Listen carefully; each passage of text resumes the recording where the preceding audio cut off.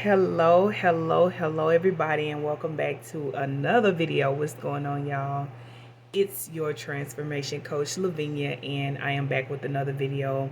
I'm coming back on to, of course, as always, encourage you in the Lord. Encourage you in the Lord in so many different ways. We have um, had some new subscribers, so I just want to say welcome to the channel.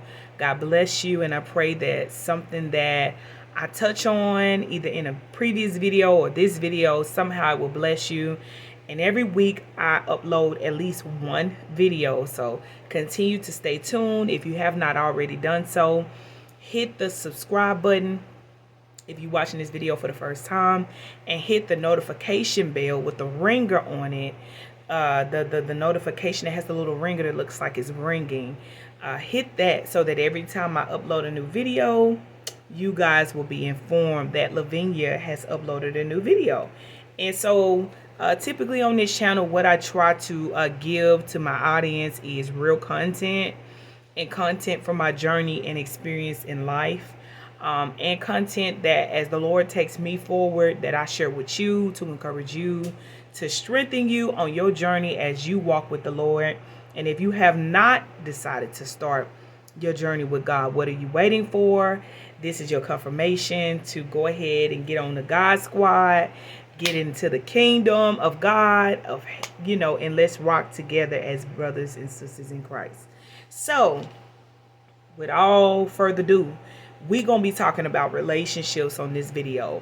And I want y'all to know this about this channel, that it's not going to always be one specific thing, but I really do understand my audience, and I understand that based off of one video that I did about the spirit spouse, a lot of you guys really enjoyed the content. You enjoyed the video about the spirit spouse and me elaborating on relationships. And so I just thought, well, I know that this is a portion of my ministry, and so I just wanted to serve you guys with where you were and not where I wanted you to be, if that makes sense.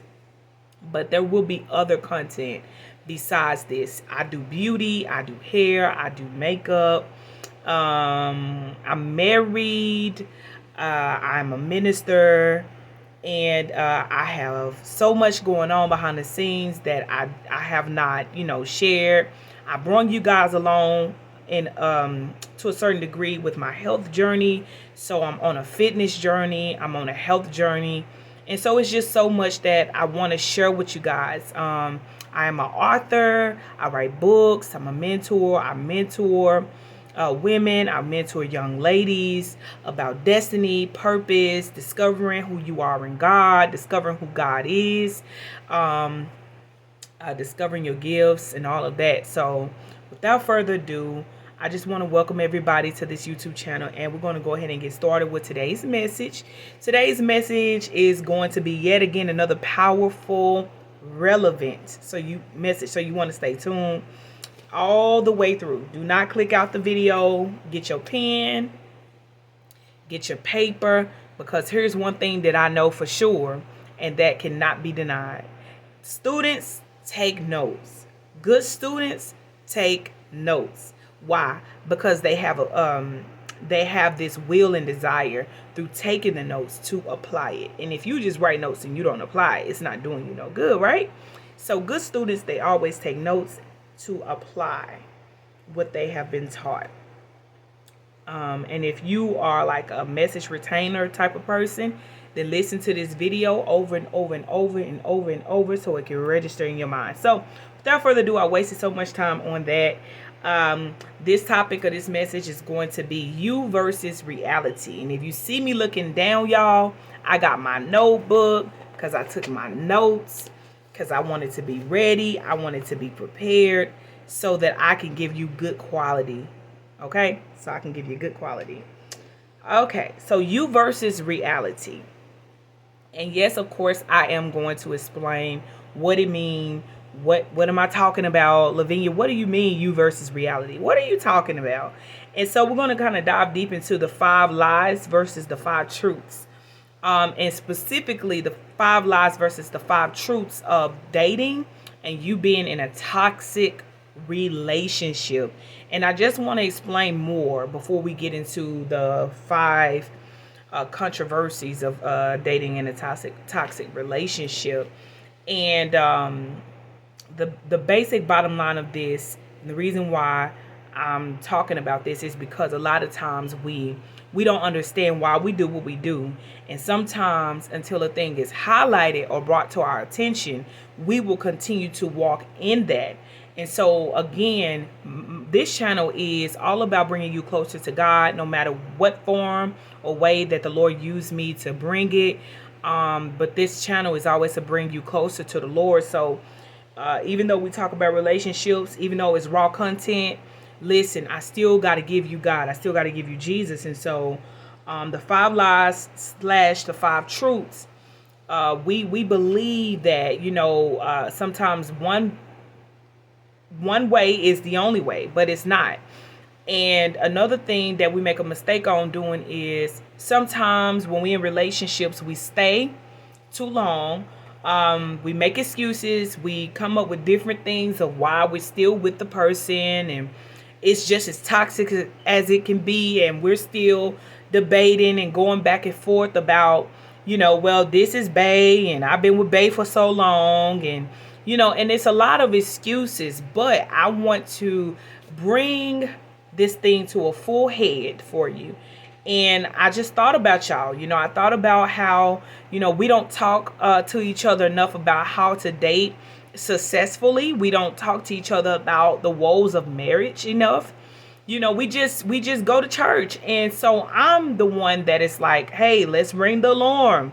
Let's press that button. Everybody don't press the button. No, I'm going to press the button. And the button is the button of reality. The button today is the button of truth. There's a different saying for that one button. I can just list them all, but today is the button of truth and reality. And today we're dealing with your reality versus the reality of why you stay in a toxic relationship. Why are you still there? Okay, let's deal with it. Let's deal with the things that you think about, and then let's come out with what the truth of the matter is. Okay, so if you're ready, I want you to engage with me by typing in the comment section and saying, Lavinia, I am ready. It's time to get this coaching. It's time to get, today's a coaching session, and it's time to get this coaching session. Get your pens, get your paper, because we're going to dive deep today. This message is, I'm going to try not to make a part 2, so I'm going to try to squeeze it all in, but it looks like this message is going to be a little longer than the other ones. But if you made it this far, that means that you are ready and you don't have a problem with sticking to something.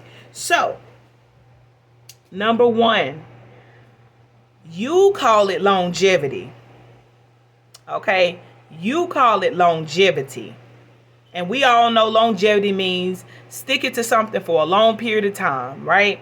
So why do you stay in that toxic relationship? Longevity. I've been knowing them for years. I've been rocking with them for years. I said out of my mouth, I told them I will never leave you.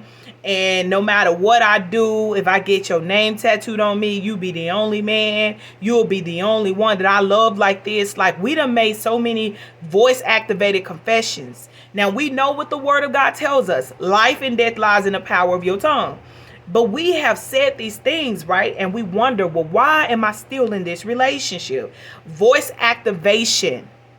Voice activation. This is part 1 in longevity. This is the truth of the reality. Your truth is longevity. Well, you stayed in a toxic relationship with him because of longevity. But the reality of it is, you confessed out of your mouth. And you said to him, I'll never leave you. And if we ever break up, I'll never love a man like you. Now it's hard for you to find another relationship. Or if you still stuck in that same toxic relationship and you've been with him for over 5 years, he still haven't proposed. He still haven't even given an inkling of a clue that he's going to propose. And you are still stuck. But you told yourself, well, I'm going to give him 5 years. And it's past 5 years and he still haven't committed to you. And no, I'm not saying put a time frame on that. But that is a red flag. Okay, somebody type in the comments, if it's been 5 years, that's a red flag. All right. The second part, the first half of the first truth. that I told you guys was that you confessed out of your mouth. And we know that life and death lies in the power of your tongue. I'll never leave you. I'll never go. I can't see me being with nobody but you. I'll ride with you till the wheels fall off. What is some stuff that you have spoken out of your mouth and have literally told a guy, either you with him or you broke up with him, but now you can't find the right person. You have not been able to really have a healthy relationship with a guy yet. So put in the comment section, what are some things you spoke out of your mouth? And then as far as your assignment, yes, y'all have homework, honey. I want you to denounce those lies. Come out of agreement with those lies, because you have to understand spiritual law. You have to understand spiritual principles. The enemy understands spiritual principles, but for some reason as believers, we don't understand spiritual principles. But I want you to understand that life and death does lie in the power of your tongue. So one reason why you stay in that toxic relationship is because you said out of your mouth a whole lot of stuff. And not only that, longevity. You think that because y'all been together for so many years that one day he just gonna pop the question and y'all gonna float off into forever land. Okay, it doesn't work that way. That is a false sense of love. It's a false sense of true reality. And if you get stuck in that vein, I'm sorry, y'all. I exercised today and I just didn't change my exercise and routine. So forgive me if you see my cleavage a little, whatever, but forgive me. But anywho, so you have confessed out of your mouth these things, and you have to understand that you made a covenant via your mouth. Your mouth made a covenant. Your mouth formed a covenant. You know how covenants are formed is through mutual agreement. Okay, but at the end of the day, you made an agreement out of your mouth to this person. You never leave them. You think that longevity, being with them for a long time, equates love, and it does not equate love. It actually just means y'all been together for a long time. How many of y'all seen couples that literally they've been together for 19 years and they get a divorce? 20 years. My parents was together for 20 years and they got a divorce. So clearly that is not, they were married for 20 whole years and end up getting a divorce because it's not about longevity. It's never been about longevity. And as long as you think that longevity equates love or equates a ring or equates marriage, well, what about that 1 in a fifth? What about that 1 out of the 99 that can make it? Baby, if you want to live your life, I'm talking to you as a coach today, not a friend. I'm still your sister, but I have to be real with you. If you want to live your life 1 out of the 99, then you go right ahead, sis, and you waste your precious time. Because I don't know about you, but time is precious. And nobody ain't got time to waste. Don't nobody have the time to be sitting here wasting time with somebody who won't commit, won't even pop the question or give a clue that the question that it could be a possibility of it happening soon. Because 5 years, let me tell you something about men. Before I go to the second half of the truth. Men know right off the bat, within like maybe a few conversations, if you are the one. But men will also stay in a relationship with a woman past that time frame because they get comfortable. If you comfortable, he comfortable. Somebody got to rock the boat. You got to be the one, sis. You are the prize, sis. God created woman for man, sis. Know this. Know where you come from. Know what God has placed on the inside of you so you will not waste time. Your valuable, precious time that you could never get back. Do not waste this time spending so many years in a relationship. I'm not telling you to get married and you 18. I'm not telling you to get married and you 20. But what I'm saying is, if y'all haven't talked about marriage at all, that's another red flag. I hope you're taking notes. The second part of the longevity, the truth of the longevity. The truth. Your truth is longevity. Oh, I've been with him so many years. But the actual truth is you confess out of your mouth. And there's life and death in the power of your tongue. The second part of the truth is you don't want to feel lonely. You don't want to be by yourself. You hate being alone. Long as you say, oh, I got a man, you feel like you doing something. I got a man. Oh, at least I got a man. You don't even have a man. At least I got a man. Listen, that's not the goal. And if you don't take time and do this other part of the homework to get you some real solid goals for why you want to even, excuse me, y'all, my screen went out. For even the reason why you want to have a marriage. Because it's good if you don't want to be married. This video is not for you if you don't desire to get married. But let me tell you something. You have to have goals for every area of your life. Every area of your life needs a goal. Or in the places you don't place a goal in, those areas will be void. Those areas will be void. Where do you see yourself? Why do you desire marriage? Why do you think that God has a spouse for you? What is it about you getting married that excites you, that feels like a passion comes out of you? What is it that you add to the table, sis?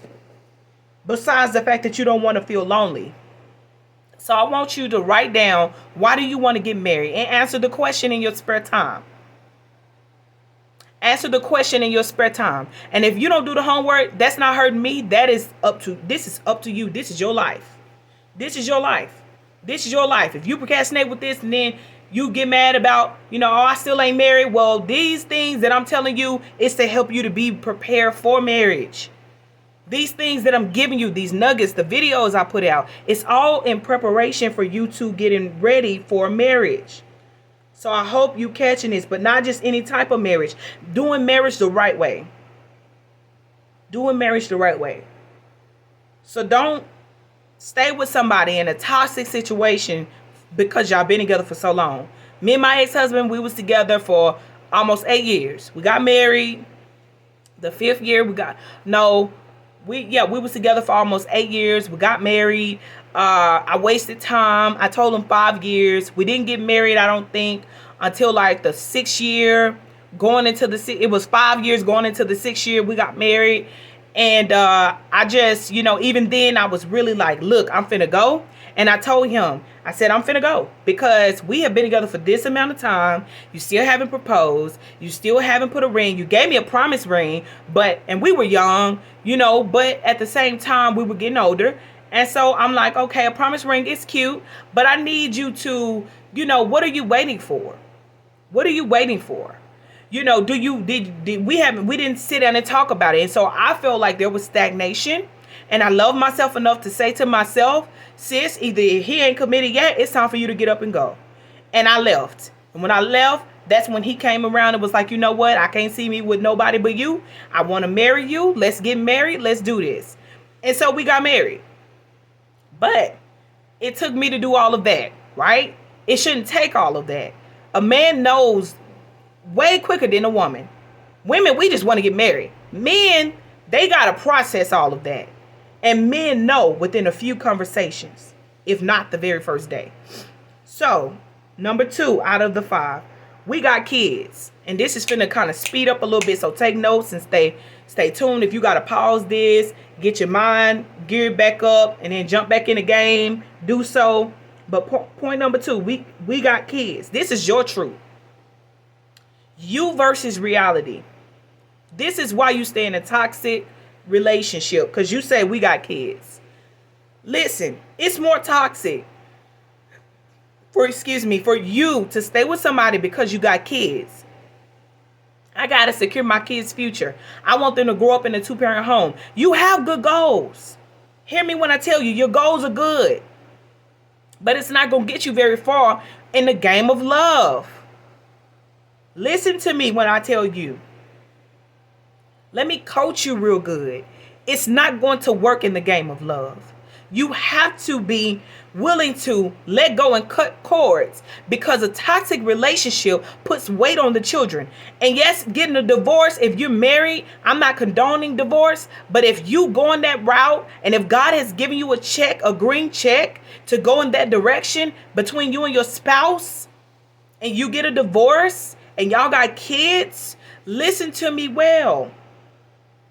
Your kids may be hurt about the split, but it's better for them to be in a healthy environment than for you guys to be in front of them fighting, cussing, fussing, yelling, screaming all over the place. Can't be, they not seeing love. They're not seeing a representation of love. Yeah, you may be providing them with a home. Yeah, you may be, excuse me, providing them with security as far as in finances because there's two incomes coming in. But listen to me when I tell you, that is not all that a child needs to grow and develop.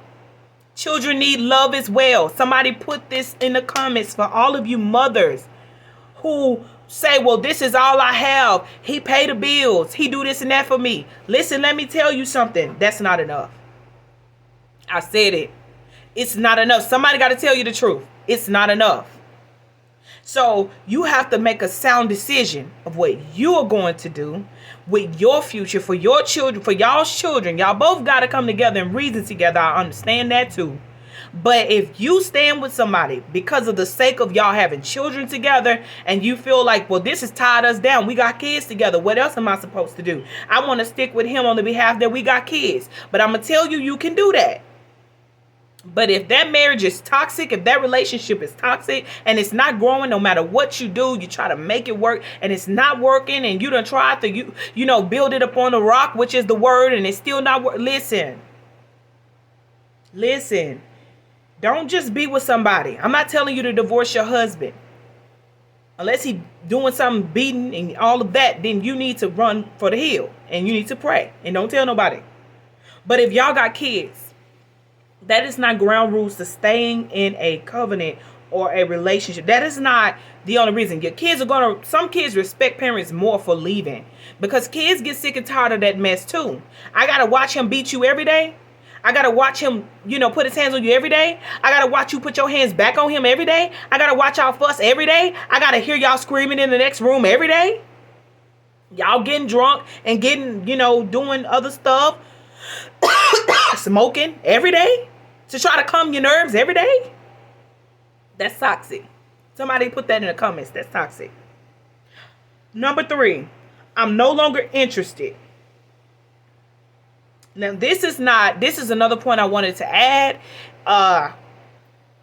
Now, this is not necessarily a point of topic because we're dealing with your reality versus the truth. This is kind of why I put through this question in here. And yes, I threw it in here because, not question, but the reason why I put this in here as far as in the 5 is because sometimes what you don't understand about relationships, sis, is that you saying you're no longer interested, but in reality, you really have commitment issues. So yeah, I'm still in the vein of relationships, even though I'm not talking about toxicness in the realm of you staying with him. But this is still toxic. You have commitment issues. Why you have commitment issues? I think that you should write down root issues right now. And this is / counseling for somebody. If there could be a root cause to why you are not really staying in committed. Every relationship you leave, it's you that's leaving. You have commitment issues. Maybe somebody left you. Maybe you were abandoned. Maybe, you were cheated on by ex or whatever. And now all of a sudden, you just feel like leaving. You don't want to stay. You feel like the best thing to do is just to pack your bags and always leave. Let me tell you how I know it's true, because I used to do it. And one day God had to tell me, you are not committed. You're not committed. You're ready to run at any given chance that it get hard. You're ready to run. You're ready to quit. You're ready to call it quits. You don't know how to be faithful. And good thing that God loved me enough to tell me so that I can start working on this stuff. And so if you find yourself no longer interested, it's not always bad, but it becomes bad when it's always the case. Hear me and hear me well. It's not bad to, want to leave, but it's bad when you always want to leave. And it's always you leaving. And it's always because you're no longer interested. What that shows me is that you have commitment issues. And there's a root cause to commitment issues. Something happened to you in your past. A past relationship. Whether it be with your past boyfriend, your mother, your father, your sister, whoever raised you. But you have to take out the time to do self-evaluation. So in this portion, on number 3, I want you to take time to do self-evaluation. And if this is good, just tell me so.